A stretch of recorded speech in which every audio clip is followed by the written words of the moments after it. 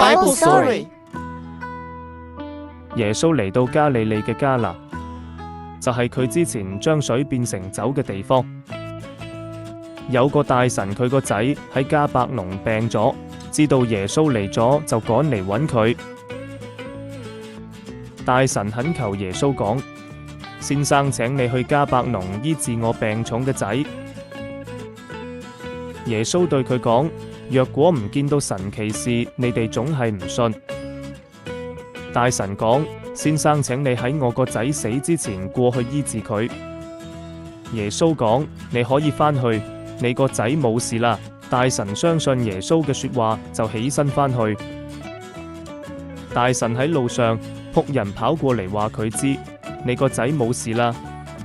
大臣問僕人，知道阿仔係喺耶穌講話嘅同一時刻好返。